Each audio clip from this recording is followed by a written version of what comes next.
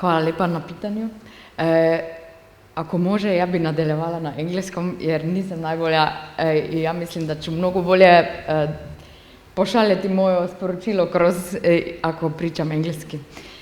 Thank you very much for inviting me to this conference. Indeed, I represent a regional chamber that is located close to Austrian and Hungarian border in Slovenia. I am the head of project management office there, so we have quite a lot of ongoing projects at the EU level. Besides that, I also manage a circular economy cluster. So this cluster not only gathers private sector, but also research and academic institutions and NGOs. The cluster was established actually as part of the smart specialization strategy that we have in Slovenia, and this is a strategy that the European Commission somehow imposes on the member states and its regions in order to define key strategic areas of development. So for that purpose, our government had the idea to create clusters that will support research and innovation in Slovenia on the priority areas of our specialization. And one of that priority areas is also circular economy. Our cluster, therefore, is not, let's say, something that would be traditionally present in Slovenia, and the role is also specific. So we focus on technology transfer, meaning bringing at the same table research and academic institutions with companies. Currently, we have 105 members, and we were established in 2016.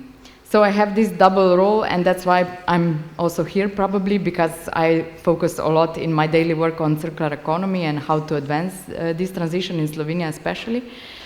The chamber and, of course, the cluster, we see this topic of utmost importance, not only because, of course, yes, we have to comply with the European regulation, but also due to our specific position in the European map, let's say. And knowing that and knowing, let's say, the importance of natural resources in Slovenia, especially bio resources, forest and agriculture, we have circular economy in many strategic documents that are somehow steering the development of the country. Throughout the years, we saw that, of course, this transition will not be possible if we will not collaborate with the research and academia, so the industry, because these technologies that we are developing are very new.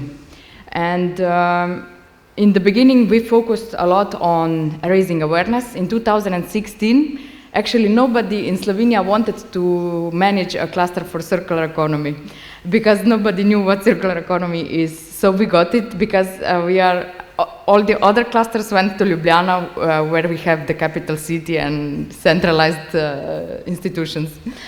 But today, the story is much different, of course.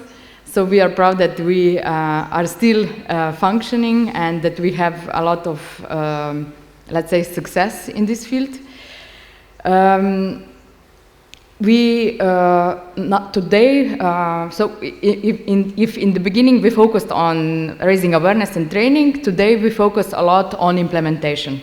And for that matter, we implement consulting services, mostly project consultancy and business consultancy, internationalization. In the last years, we also developed the support to our members for life cycle analysis, for example. So the analysis that looks at how your products influence the environment. And with that, we create projects together with research and academia that actually help optimize the energy and material efficiency in the member companies. In this year, actually, we also published a new action plan till 2030.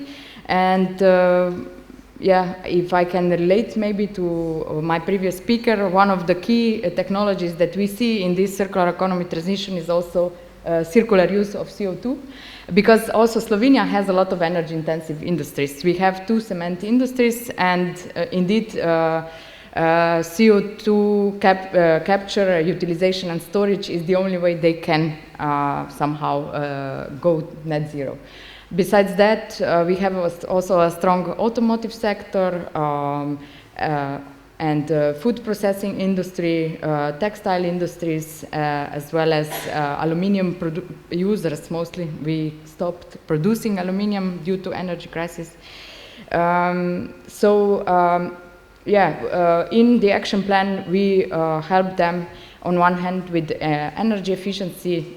So besides going net zero, we see energy efficiency and the transformation of waste to energy as one of the, let's say, focuses for the future. On the other hand, of course, material efficiency, for example, the transformation of bio-waste to products with higher added value, and also of residuals that are either from plastic manufacturing or happen in the construction process. Again, how to reuse them and create new products. Finally, let's say the horizontal areas that we are trying to push for are, of course, the safe and sustainable by design, so let's say circular or eco-design, and all the supporting regulation that needs to be put in place. Just to mention maybe the extended producer responsibility.